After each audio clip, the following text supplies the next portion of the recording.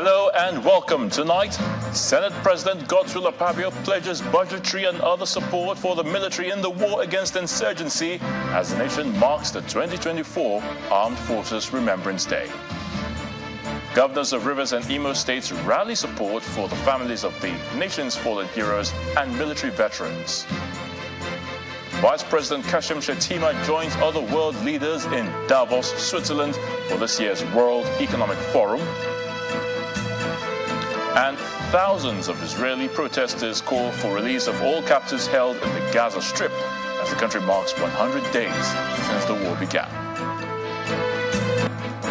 With just few hours to the official commemoration of this year's Armed Forces Remembrance Day, President of the Senate, Godswill Akpabio, is assuring the military of the support of the Senate in the war against insurgency.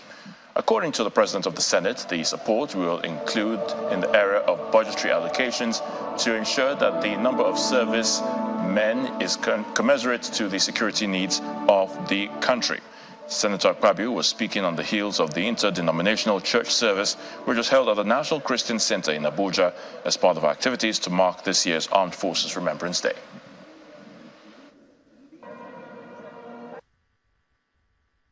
We, from the President and the National Assembly, we are very determined to give them all the resources they need to beef up their number. They don't have enough strength to combat the current situation we are finding ourselves, and so they are understaffed and they are overworked. But we will do everything possible to provide not just the funding for the equipment, but also funding for extra personnel, and that is already provided for in the 2024 budget, so we are ready to go. That's why I said Nigeria is a horse galloping on its own. I'm ready to move, and it's not a dead horse. The armed forces are doing their best. Staying with the Armed Forces Remembrance Day, the Theatre Commander Northeast Joint Task Force Operation Hadinkai, Major General Gold Chibuzi, says this year's celebration is a good opportunity to celebrate the nation's fallen heroes and retired personnel for their sacrifice in keeping Nigeria as an indivisible entity. The theatre commander says this year's remembrance is tweaked to include celebration and remembrance because the military has overcome security threats to the territorial integrity of the country. He was speaking during the interdenominational service held at Our Lady Roman Catholic Church, Mai Malari Cantonment, Maiduguri, the Borno State capital. The 2024 Armed Forces Remembrance Day at the Operation Hadinkai headquarters started with Friday special prayers at the Mai Malari Jumat Mosque.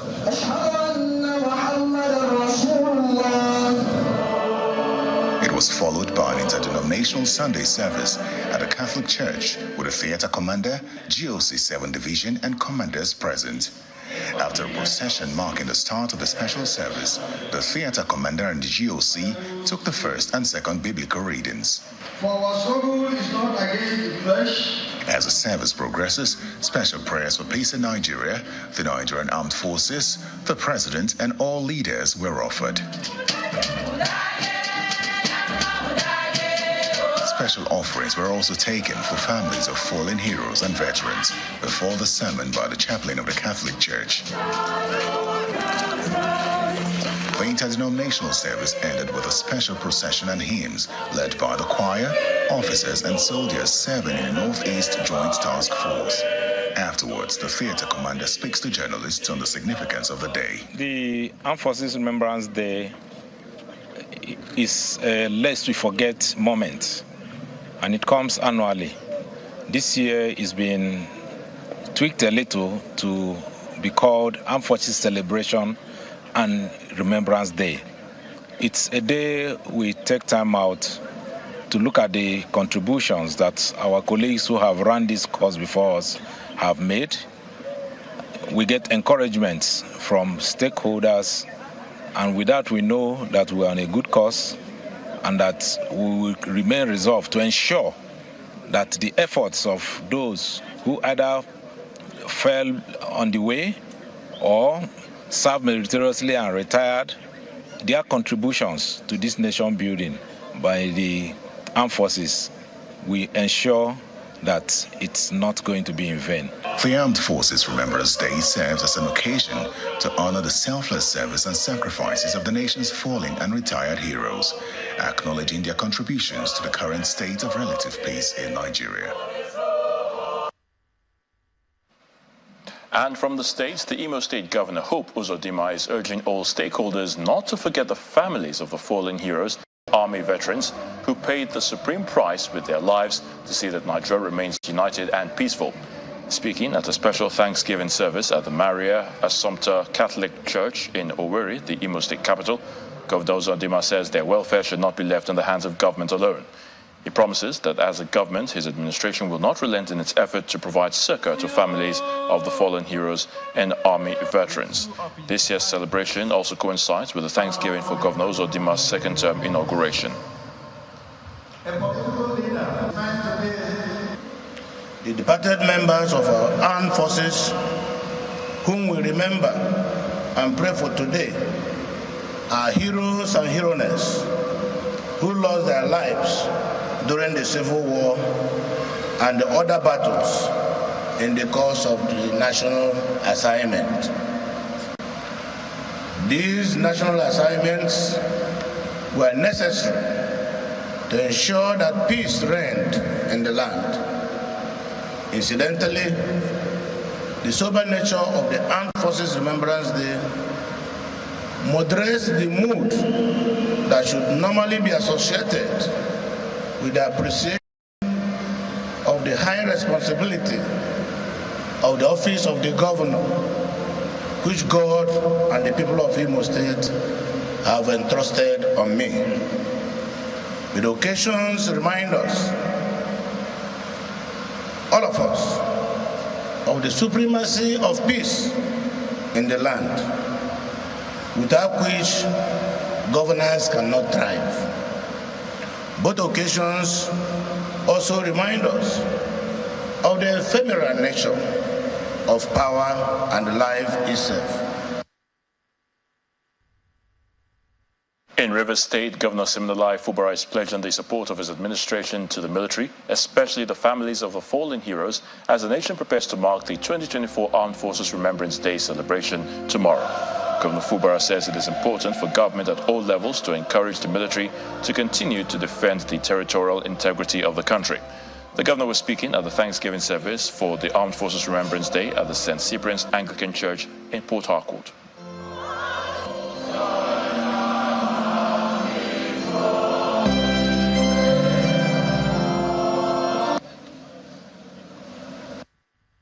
I'm happy that we here, every one of us here, are associated with a good performance. Performance that has come and gone.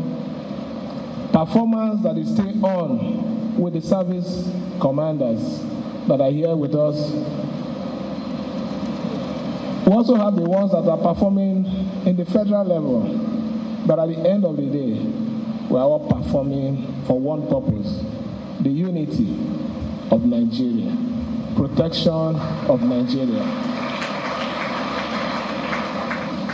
For we, as a government, we will continue to give our support, not just to the fallen heroes that we are doing, but also those ones that are alive, because they also need to continue to defend the integrity of our country.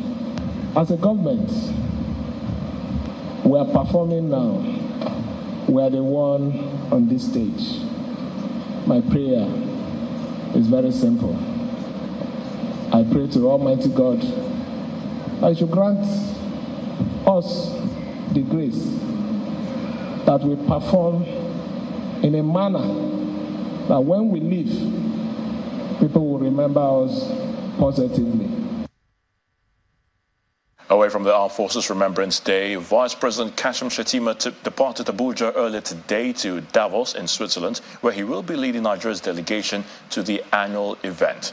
Now, a statement by the Senior Special Assistant to the President on Media and Communications, Office of the Vice President, Stanley Kwacha, says Senator Shettima will join other political and business leaders across the world at the annual forum to discuss global socio-economic and development issues. The Vice President will chair a roundtable dialogue on Nigeria's economic path and attend a special session dedicated to building trust in the global energy transition program. He will also participate in the launch of the Private Sector Action Plan for African Continental Free Trade Area at a special session to be co-chaired by him. Also in Davos, Senator Kashim Shettima will hold high-level discussions with the Managing Director of IFC, Makhtar Diop, and the Prime Minister of Vietnam, Pham Minh Chinh, among others. The Industrial Training Fund, ITF, says it is set to train artisans to prepare them for employment from all over the world. The Director General of the agency, Dr. Afeez Ogun, told Channels Television that this is part of the mandate given to the agency by the President to upscale the artisans. According to him, some countries are already working out agreements to ensure these men and women bring their services to their countries. We are going to classify them. We are going to classify them into different stages, different trades, train them, give them international training. We have a collaboration with trainers from outside and from within. There is a program, part of the Renewed Hope Agenda 2, from our ministry, same ministry, Ministry of Industry, Trade and Investment. That is the National Export Program. We have MOU with countries. We create a conduit pipe where our artisans will be exported outside Nigeria, depending on the need of such country. Many countries know Nigerians as the best in everything they do. The second exit is certifying the international and the local companies in Nigeria. They've seen that the quality of our artisanry is poor. We want to lift them up to international standards so that that area will satisfy the home need. We place them in companies. Companies will come to us at a particular point and they will be begging us.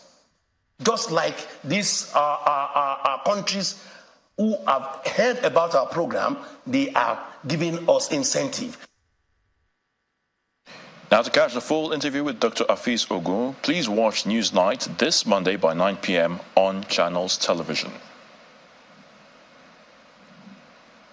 In part 2 after the break, Channels Television's data analyst Babajide Ogusawo joins us tonight for the country's economic outlook for the year 2024. Please stay with us.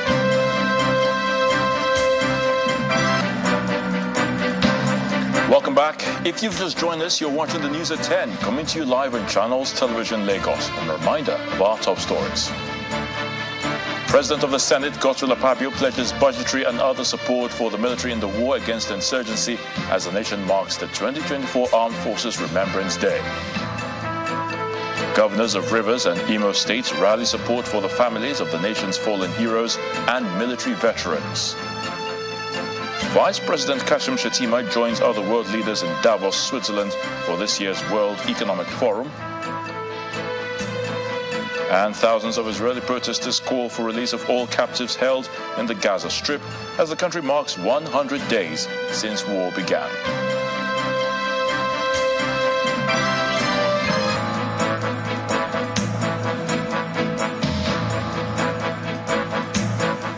President Bola Tinubu says he expects the Nigerian economy to grow by a minimum of 3.76% in 2024. Tonight, the question is, can this be achieved? And if yes, how? Babajide Ogusawo, founder of Leadership by Data and Channels Television's data consultant, is right here to share more insight about Nigeria's economic growth and development outlook in the year 2024. Babajide, great to have you again on the News at 10. Good evening, Nayatunde. All right, so let's delve into it. We are already 14 days, that's like 2 weeks into the year 2024. What exactly, or should I say, how much joy or pain should be expected from the Nigerian economy? What are the likely economic scenarios? If we talk about it, like you've said, from the point of scenarios, there are really only two scenarios for Nigeria. Only two? Only two scenarios. It's either we surpass the president's economic growth target, or we go below the economic growth target. 3.76%. 3.76%. If we go above 3.76% annual growth rate, it simply means, on an average, Nigerians will feel positive impacts. Nigerians means that, on an average, things are getting better.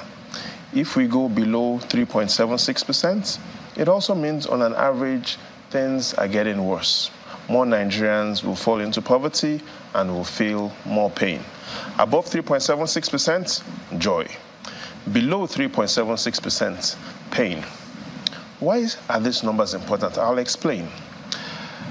Only last month, the World Bank updated its gross domestic product, what is called the GDP per capita, on a purchasing power parity basis. In simple terms, looking at how much Nigeria is doing relative to all the countries in the world.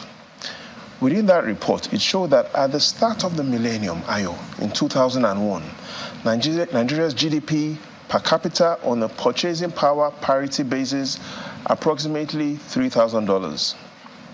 The World Bank says between 2001 and last year, over 2 decades, we've only moved from $3,000 per capita per person, per capita, to $5,000. The insight here is, going at this remarkably slow speed, it means Nigeria will not get to that $10,000 per capita threshold until 2070. Going by the speed we are moving today, we will most likely get to the $10,000 per capita threshold in 2070. Ayotunde, the challenge is the $10,000 per capita threshold that Nigeria is about to get to in 2070 is where the United States was in the 1970s. Do you understand that? Where Nigeria intends to get to in 2070, in the year 2070, is where the United States was in the 1970s. That means we're lagging behind by, say, a century? About a century, exactly. So the question of the day, and what Nigerians are asking, is, if the GDP numbers are that important, let's take a look at what is the probability that the country will surpass this target or will go below this target. And the numbers in front allows even the common man to decide. I'll take this carefully. In 2018, President Buhari presented a budget. His economic growth target was 3.5%. We only achieved 1.9%. In simple terms, we were below target by 46%, below target. Same thing happened in 2019. A 3% target achieved only 2.3%, 24% below target. Same thing happened in 2020, and only in 2021 were we able to surpass the 3% targets. In the last 2 years, 2022, 4.2% target, again, only 3.1% achieved, below targets. Last year, approximately 3.8% target. We are currently, last year, based on the estimates we have from the National Bureau of Statistics, the speed is 2.5%, again, below target.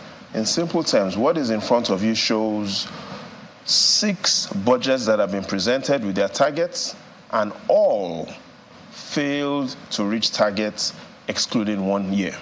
So we've had a consistent period where we consistently fail to meet our growth expectations. And so, looking at such history, the president has presented his estimates saying he expects the economy to grow by a minimum of 3.76%.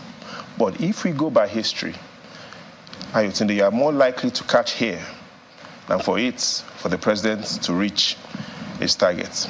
Remarkable revelation then from what you've just seen there. But now let's talk about the youth, Babajide. Talking about the population size. Or more often than not, we hear Nigeria is about 200 million. But from what we have now, the National Bureau of Statistics says it expects, that by the end of this year, our population will be more than 220 million. That's correct. What's the job outlook for the youth of Nigeria? So the first is, by the end of the year, estimates put it that Nigeria's population will cross 220 million. The challenge at the inside is more than half of this number are youths. So when you were talking about the job outlook, we need to look at two things. What sector accounts for the largest concentration of jobs in Nigeria, and how fast is that sector growing? The answer is the agricultural sector, and within the agricultural sector, to be more specific, is crop production. Crop production today employs more Nigerians than any other sector. The question is, how fast is crop production going? And the answers are in front of us. Since 2019 till date, the fastest crop production has grown 2.5% per annum, and that was in 2019. 2020, 2.2% decline. 2021 still stayed at 2.2. 2022, only 2%. Ayotunde, last year, 2023, was the worst for crop production in half a decade. The estimates from the National Bureau of Statistics shows that Nigeria's crop production, Nigeria's largest employer of labor, is currently growing by 1.65%, the worst in half a decade. And so if the sector, just think about it, the sector that employs millions of Nigerians, no other sector employs as many Nigerians as crop production, and that sector is growing by 1.65%. So it is easy for us to look at what will that outlook be in 2024. Going by our history, it is very unlikely that crop production will cross 2.5% annual growth rate this year. And so for that sector, for jobs, it is more likely that more Nigerian youths will feel more pain than joy. Now let's talk about the final one, because we really run out of time. Let's talk about the major, of course, the major concern should be low and middle income families. What should Nigerians expect, this year from that? Some hope there. I mean, talking about the rising cost of goods, and of course, inflation issues are also there. So this year, prices of goods and services on an average are expected to keep rising. The good news here is that the rate of rise, the rate at which the prices will rise, is expected to temper a bit. But if we look at our history, there are some reasons to be concerned. Let's take a look at the previous scenarios on inflation, because it allows everyone to take a decision on what your outlook will be. 2021, results from the National Bureau of Statistics shows us that the years in 2021 started at 16%. Inflation went as high as 18% in June of 2021 and then dropped to 16% in 2021. 2022, we started the year 16, middle of the year 19, ended 21. And last year, we started 22%, went 23%, and ended 29%. So simple terms for this year, whatever scenario you look at it, it is expected that by the middle of the year, inflation will still be above 20%, and hopefully before the end of the year, that number will rise. But we're unlikely to see a single-digit inflation this year. So in all, wear your seat belts. It's going to be perhaps a bumpy ride. The president says, but where do we have to go? Renewed hope. That is good, but let's not forget, hope is never a strategy. Thank you so much, Babajide Ogunsanwo, for your thoughts again on the News at 10. We appreciate it. The pleasure is all mine. In the year gone by, Nigeria experienced a mixed bag of lows and highs in the country's energy sector. The electricity law, mechanical completion of Port Harcourt refinery and more are some of the modest achievements. In terms of what needs to be done as part of the task of government, our energy correspondent Olu Phillips brings us details of what to expect.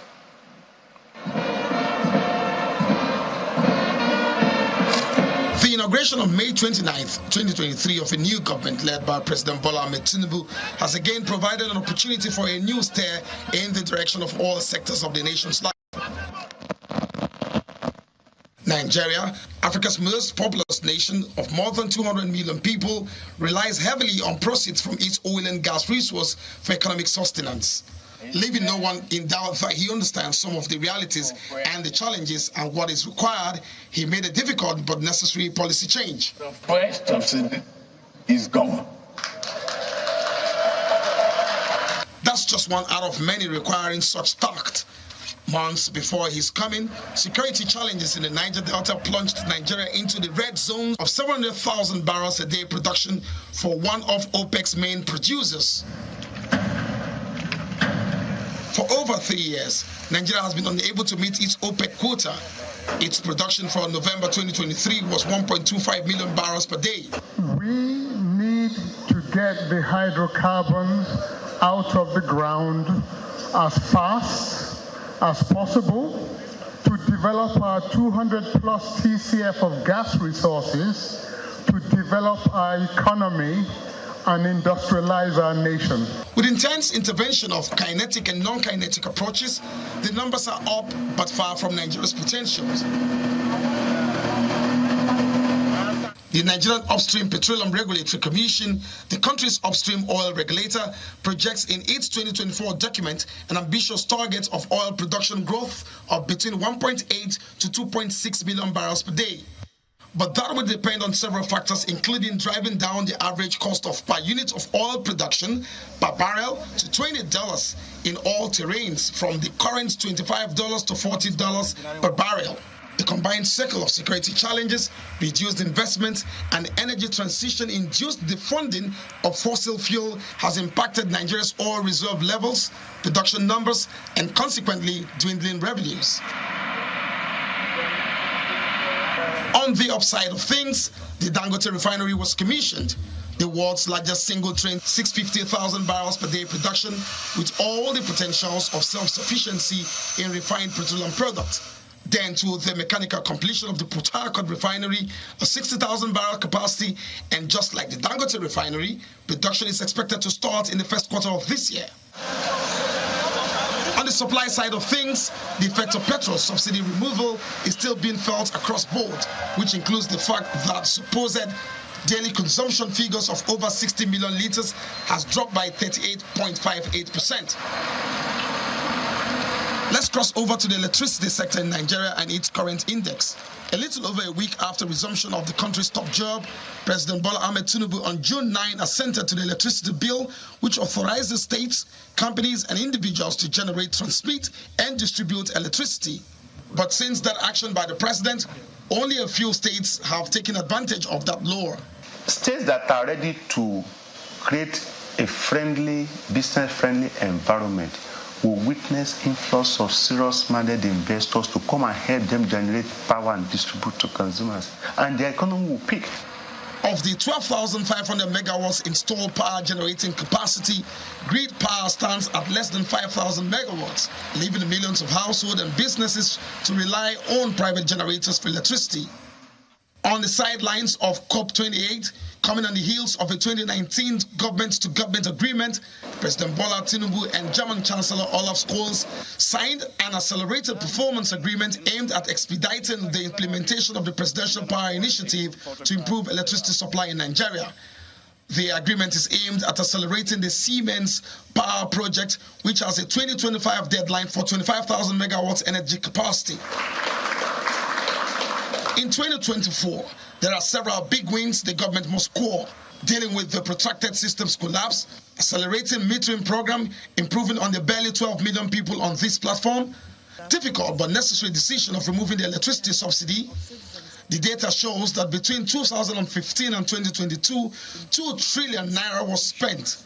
In 2023 alone, 600 billion naira. And while this year's projection stands at 1.6 trillion to be spent on subsidy. As it is today, we have less than 60% collection rate of billed electricity. So that's actually the first thing that we need to tackle. The issue of the meter gap is there. As at the last estimates, it is confirmed that between 6 million to 8.5 million meters is the gap that we have. So that is the first thing to address. And this will be addressed in a multilateral perspective. Discos must become solvent or be shown the door, just like Kaduna Electricity Distribution PLC, which has been put up for sale, the 6th largest power distribution utility, over a $130 million debt. In the oil and gas sector, the federal government has been urged to support indigenous players going into oil exploration, as evacuation of crude oil from oil fields are still challenging. Domestic gas supply still trails foreign sales obligations, a trend requiring urgent fiscal regime intervention. Gas is Nigeria's consensus transition fuel, but investment in the production of non-associated gas is abysmally low, and it has all to do with investment incentives. We have about 4 or 5 companies that have announced the divestments of their assets. That needs to be concluded very quickly, because once you address that, it will unlock new opportunities even for us as indigenous companies. 2 more refineries have been promised to commence production, bringing a combined capacity of 445,000 barrels per day production. Plus the Dangote 650,000, there's nothing stopping Nigeria from becoming a net exporter of finished petroleum products and earning some foreign exchange. 2024 is calling every stakeholder deeper for a brighter side of life. Olu Phillips, Channels Television News. Still ahead on the news at 10. Still on the expectations from the energy sector, we will be joined by energy analyst Olabode Shomi for more perspectives. Please stay with us. Welcome back on the news at 10. So now let's get into our discussion and see what is or what should be the expectations for the energy sector. And we've been joined on the news at 10 by Mr. Olabode Shomi, who is, of course, an analyst and a public affairs analyst, that is, and an energy expert. Great to have you on the news at 10. Good evening. All right. So let's start by looking at the energy sector, of course, briefly now in the year 2023. How would you assess that? So if we're going to see the energy sector or the industry, let's break it into 3 areas: the renewable sector, electricity, which is power, and then oil and gas. Oil and gas particularly was active, even though a lot of actions did not take place until after the elections. But there was the licenses for gas flying, which were given out, which is a major milestone, or should I say the crescendo of a major milestone. But 2 particular things happened in the year, which to my mind did not get particular attention. One was that we signed an agreement with Germany to start to export gas for them, which is a big issue given the crisis they have there. And we're starting to export gas to South Africa, which is the first time South Africa will be importing gas outside of the US. I mean, significant things. Now, when you look at power, the new minister came in, and one of the first things he said was that he was going to help eliminate the collection losses by ensuring that meters are available. I don't know how far they've gone within that, but if they're able to do that within the first few months, those will be significant milestones. When you also look at renewable sector, a lot of activities have gone on, but one of the things that did happen during COP was that the European Union dedicated a little over $200 million, I believe, 200 million euros for Africa, with Nigeria taking about 3/4 of that in terms of their spending. So a lot of things can be analyzed, but I think overall, if we're able to aggregate all the positives, it's not been a bad year.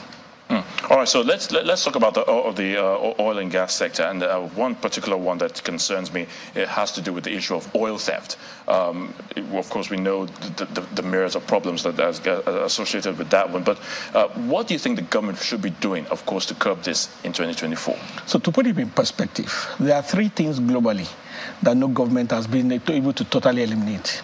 One is illegal diamonds. The other is illegal drugs. The other is illegal oil theft. Now, oil theft in Nigeria has been integrated because there are a lot of people who should be more responsible who are cooperating it. In fact, it was one of the MDs of the IOCs that said oil theft in Nigeria is like organized crime. So if we are going to eliminate oil theft, we are going to approach it the way the US approached organized crime. I think I don't need to say more than that, because there are so many people who ordinarily should be solving the problem who are part of the problem. Sure, let's talk about renewable energy, of course. What type of investment do you think the government can be bringing into that sector? I think Nigeria has identified gas as our energy for energy transition. So for me, rather than trying to use very fancy, which is what renewable energy is in any way, to fancy methods and excessively investing there, we need to create a strategy where we use gas to meet our needs. Yes, there will be micro and pico energy needs, which can be solved at the villages and those areas that are the last mile, which are difficult to reach. But in terms of government effort, strategy, we need to work with gas. There's no other way out to that. So what about reducing the cost of oil production? What can be done in that regard by this present administration? Now, oil is a global commodity, and reducing its production is not something that is dependent only on Nigeria, because there are a lot of the factors of this production that are dollar denominated. So basically, what we can do at the best is to find out what aspects of this production can be domiciled. In terms of, so we are not going to be talking about proper production, we're not going to be talking about science, we're not going to be talking about educational level. So it's a whole value chain that we're going to it. But in terms of the magical production reduction that we expect and that we talk about is not likely at the moment. So one of the responsibilities that we have as Nigerians is to actually educate ourselves into the reality and into the needs of the society. I mean, you ask people that what will it take for the power sector to work? They'll say they don't care. They just want power. That may sound interesting, but it's also ignorant, because if you don't know the causative factors, you won't be able to put pressure, the appropriate critical mass of pressure on the right places so that the things can work. There are many people who are sabotaging, but they're doing it in darkness because there's no attention on them. We'll leave it at that. Mr. Olabode Oshomi, energy analyst, thank you so much for your time and thoughts on the news at 10. Pleasure is all mine. Tantita Security Services, a private firm contracted by the federal government to secure oil facilities in the Niger Delta region, has paraded an oil vessel and 12 crew members along the Escravos waterways in Warri Southwest local government area of Delta State. The vessel, christened MT Cali, was arrested off the coasts of Bayelsa State by the Tantita Security Outfit in collaboration with the operatives of the NSCDC, that's the Nigeria Security and Civil Defense Corps. Now, fielding questions from newsmen, the Executive Director of Operations, Tantita Security Services, Captain Warede Nuso, disclosed that the security outfit has been tracking the vessel before the eventual arrest. Precisely a few weeks ago, we were interested in this ship because it's been operating in Nigeria and international waters illegally. It's been carrying crude oil and illegally refined automotive gas oil, popularly known as cooked diesel, within the operations of Nigerian waters. It has also been carrying crude oil to ships internationally for STS operations, so much and so forth. So it's been around for a couple of years, but certainly this time around, it was not able to carry out its act successfully.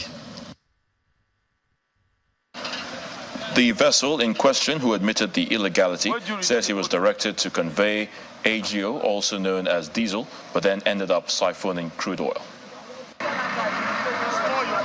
He gave us instruction that we should go to Bayelsa immediately, that we are going to bring AGO, come back to Lagos. So that was instruction given to us. And the agent who was supposed to connect us to the ship, or to me, I don't really know much. So when I got there, I dropped anchor, I spoke with the agent, which he also has in his statement, he confirmed that it was AGO that was the original plan to come and load. So at which point he now turned to the crew. That was what I'm still baffling up to.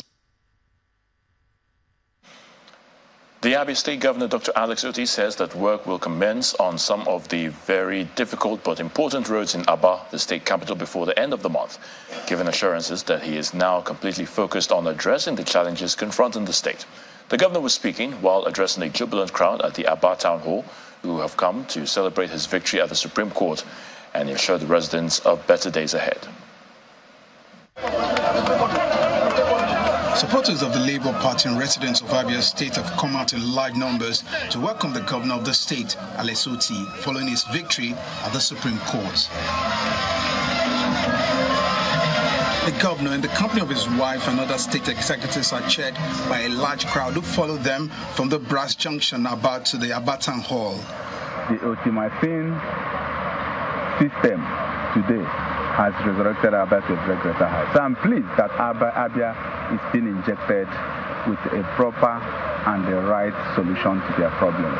The Supreme Court has reaffirmed also that internal party issues is just pre-election issues, and it has nothing to do with somebody that's creating one agitation or the other.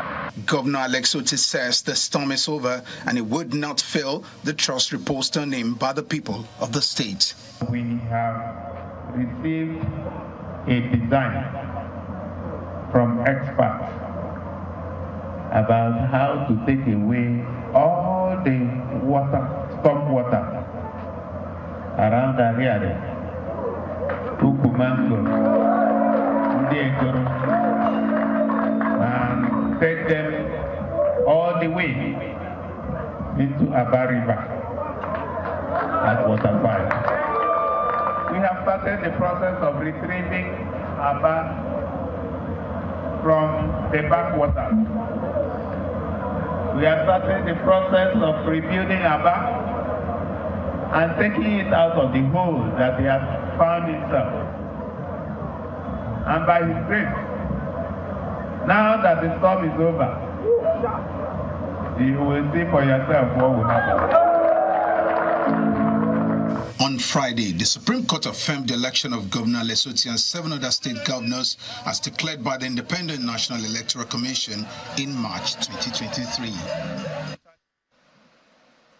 In Plateau State, Governor Caleb Mutfwang, who also won at the Supreme Court on Friday, has pledged to intensify efforts to see that dividends of democracy are delivered to the people.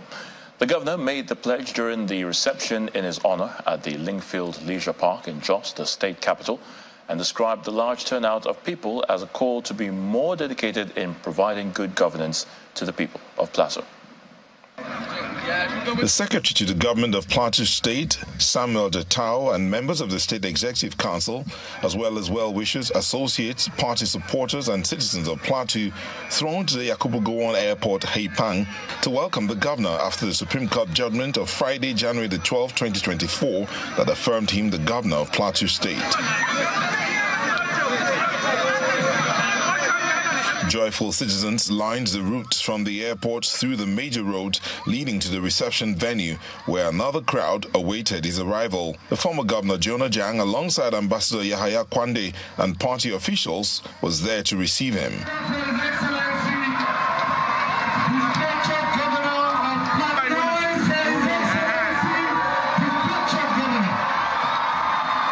Moved by the crowd that received him at the airport and reception, the elated governor expressed his gratitude to the people and reiterated his commitment to serve them. I want to appreciate all of you for this rousing welcome back home. What it has done to me is that it has spurred me, it has energized me, it has provoked me that for the rest of my life, by the grace of God, I will live for the interests of Plateau.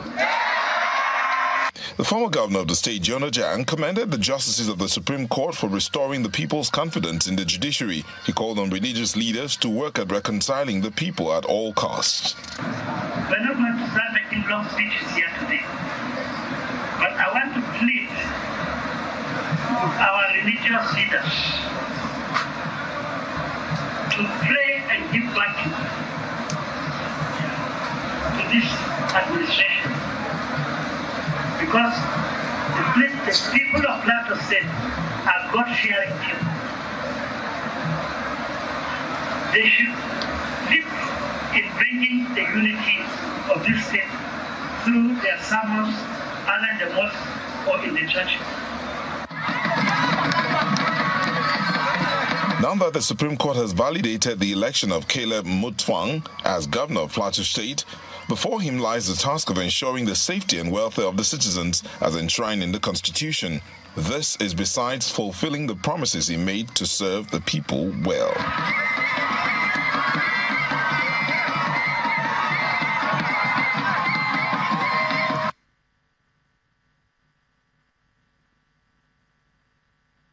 And in Kano, thousands of residents and supporters of the new Nigeria People's Party thronged major streets to receive Governor Abba Yusuf after his governorship victory at the Supreme Court on Friday, January the 14th. Governor Yusuf received a warm welcome as he arrived in Tamburawa, Dawan, Kinkudu, and other areas of Kano State. The Supreme Court had affirmed Governor Yusuf's election, setting aside the concurrent verdicts of the Court of Appeal and Election Petitions Tribunal, which nullified his victory in the March governorship poll last year.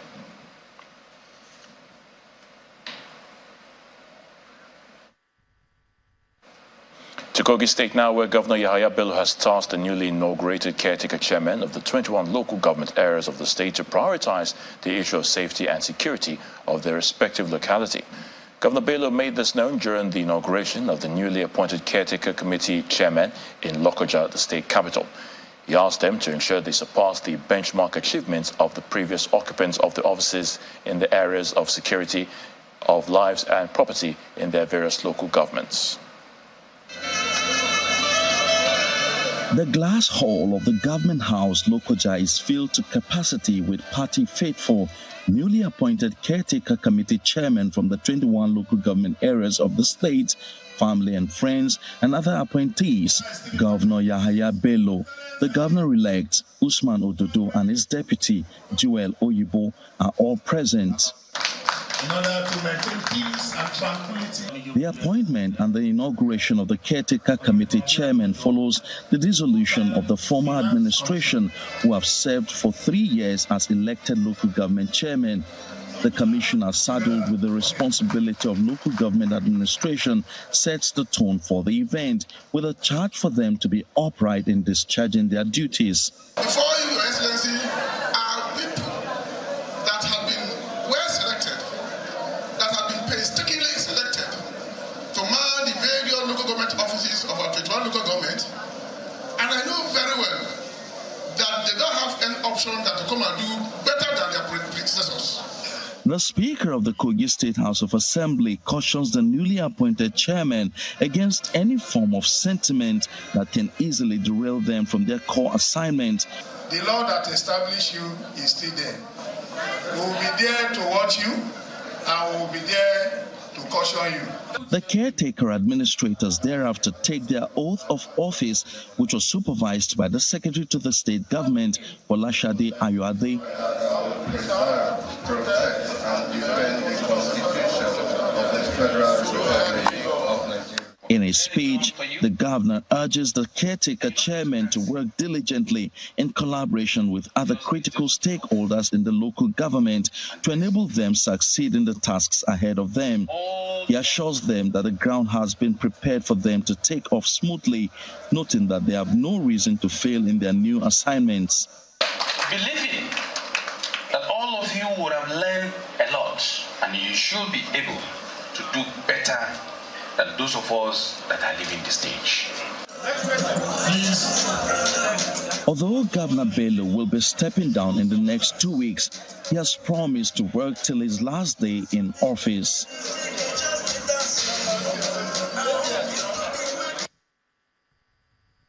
Kogi, the representatives of all the ruling houses and 4 kingmakers of Igu, Kotonkarfe Kingdom of Kogi, local government area of the state, have described the deposition of Alhaji Abdulrazak Gambo Sani Isakoto and the coronation of an Ohimegu Igu of Kotonkarfe as an action that must not be allowed to stand.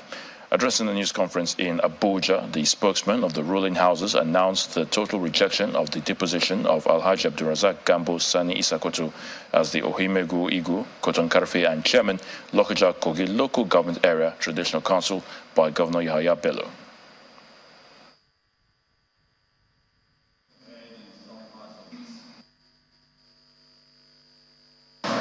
What happened on the vexed issue of the anathema and the rare mockery of our centuries-long and preserved kingship institution of our Ohimeje Igu Kotonkarfe, and which, if not urgently addressed, pose great and eminent danger to well-respected and highly acclaimed kingship institution, and the peace and tranquility of our very old kingdom.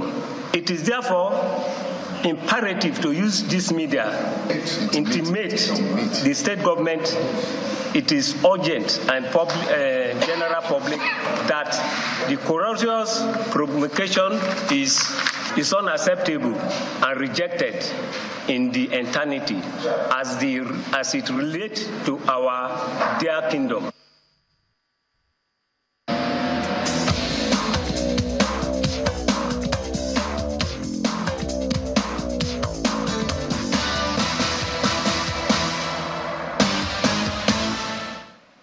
Welcome to Sports News. African Player of the Year Victor Osimhen scored for Nigeria as the Super Eagles kicked off their AFCON campaign with a 1-1 draw with Equatorial Guinea in Abidjan earlier today.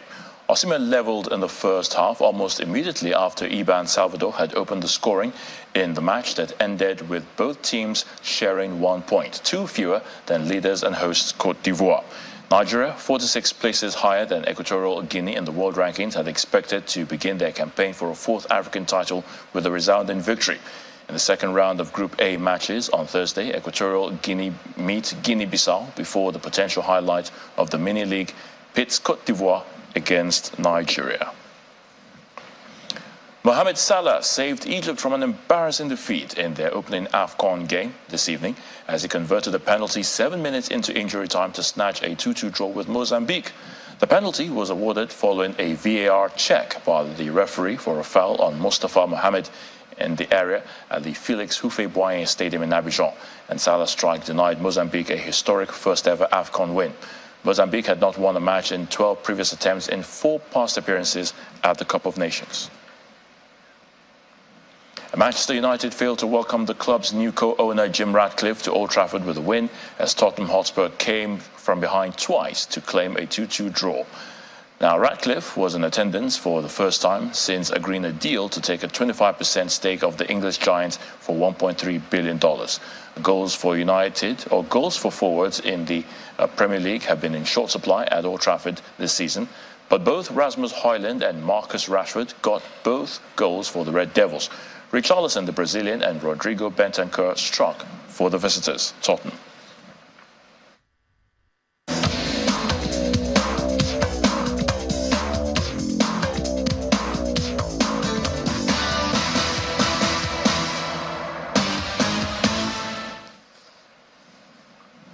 Saturday night made it 100 days since Hamas' major attack on the State of Israel, and the event was commemorated by thousands of people whose thoughts and prayers were for the 130 hostages abducted by the militant group and still being held in Gaza. Thousands of Israelis took to the streets of Tel Aviv to call for the release of the hostages. Hamas launched an unprecedented attack on southern Israel on October the 7th, killing around 1,200 people, mostly civilians, and kidnapping over 200, according to Israeli officials. Officials in Tanzania have confirmed the deaths of 22 people following a landslide at an illegal mine in the north. District Commissioner Simon Simalenga said the incident occurred at Ngalita mine in Bariadi district. It occurred after a group of people started mining in an area where activity was restricted due to heavy rains. President Samia Suluhu Hassan has expressed great sadness at the news. And the main news again. The President of the Senate, Godswill Akpabio, today pledged budgetary and other support for the military in the war against insurgency as the nation marks the 2024 Armed Forces Remembrance Day on January the 15th.